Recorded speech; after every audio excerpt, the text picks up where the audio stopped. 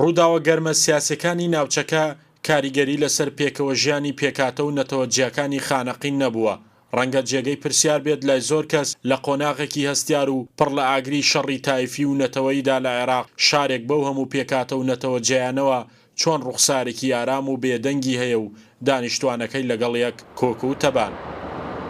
وەڵامی پرسیارەکان لای دانیشتوانی ڕەسەنی خانەقینەوە ئەوان دەڵێن ئەم شارە دانیشتوانەکەی هەرگیز شەڕخواز و دژبەیەک نەبوون و خۆشی و ناخۆشیەکانمان لەگەڵ یەکدا بووە.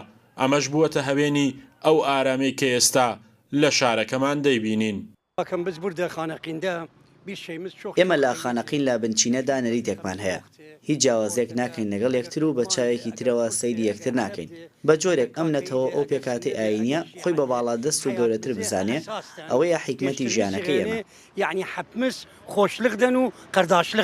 خانەقینەکان ئەگەر بیانەوێ کارێک بکەن بێگوێدانە ئاین و نەتەوە هەمویان لەو کارەدا بەشداریەکەن.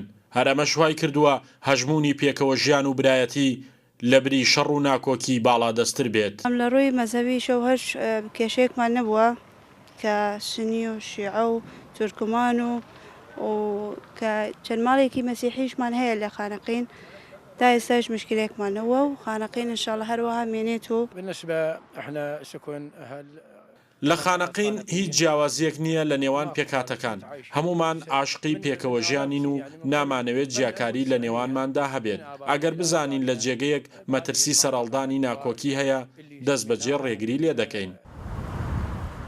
عێراق و ناوچەکە بە تایبەتی ئەو ناوچانەی کە جێگەی مشتومڕی نێوان هەرێمی کوردستان و حکوومەتی ناوەندین و ناوی لێنراوە ناوچە جێناکۆکەکان بە بەردەوامی لەژێر هەڕەشەی ترسی پێکدادانی نەتەوەی و پێکاتە ئاینە جیاجیەکانن. بەڵام ئەو ترسە لە خانەقین نییە و ئەگەر هەشبێ دانیشتوانەکەی ڕێگری لەسەر هەڵدانی دەکەن.